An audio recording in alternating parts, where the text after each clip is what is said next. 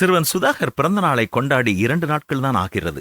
அன்று சனிக்கிழமையானதால் பல நண்பர்கள் வீட்டில் அவனோடு விளையாடும்படியாக வந்திருந்தார்கள். அப்பொழுது அவர்கள் ஒவ்வொருவரும் கேட்ட கேள்வி ஒன்றே ஒன்றுதான். சுதாகர், இந்த பிறந்த நாளுக்கு உனக்கு என்னென்ன கிடைத்தது என்பதுதான் அந்த கேள்வி. அதற்கு சுதாகர் 2 புத்தகங்கள், ஒரு நல்ல டிஷர்ட், ஒரு ரிமோட் கண்ட்ரோல் ஏரோப்ளேன் மற்றும் ஒரு கேமரா எனக்கு கிடைத்தது என்று மகிழ்ச்சியோடு கூறினான். நண்பர்கள் வீடு திரும்பிய பின் அம்மா அவனை பார்த்து, 2 புத்தகங்கள், ஒரு டிஷர்ட், ஒரு ரிமோட் கண்ட்ரோல் ஏரோப்ளேன், இவையெல்லாம் கிடைத்தது உண்மைதான்.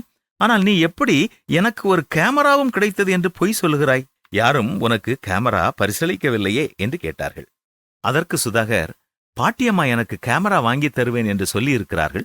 எனவே கட்டாயம் எனக்கு ஒரு கேமராவும் கிடைக்கப் போகிறது என்று கூறினான்.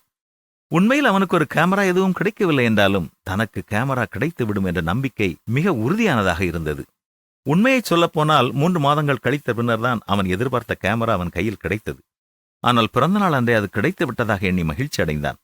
மேலும் தன் நண்பர்களிடத்திலும் உறுதியாக கூறினான். சுதாகர், வாழ்க்கையிலிருந்து நாம் கற்றுக்கொள்ள வேண்டிய மிக முக்கியமான ஒரு பாடம் விசுவாசம்.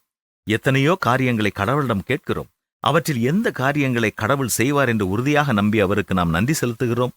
தன் கண்களால் அந்த கேமராவை அவன் பார்க்காவிட்டாலும் கடவுளுடைய வார்த்தையை நம்புவதைப் போல, பாட்டியம்மா சொன்னால் நிச்சயமாக தருவார்கள் என்று உறுதியோடுதான் அவன் விசுவாச அறிக்கை செய்தான்.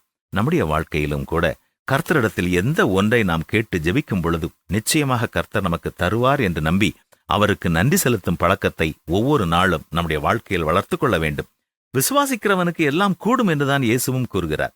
கடவுளிடம் எதிர்பார்க்கும் எதையாவது அவர் செய்வாரா இல்லையா என்று 2 சிந்தனையாக இல்லாமல், கர்த்தர் எனக்காக யாவையும் செய்து முடிப்பார் என்ற விசுவாச அறிக்கை செய்யும் பொழுது தேவன் மிக அற்புதமாக செயல்படுகிறவராயிருக்கிறார். நாம் கர்த்தரிடத்தில் கேட்கும் காரியங்களுக்கு பதில் வரும் முன்னதாகவே நன்றி செலுத்தி வாழ கற்றுக்கொள்வோமா?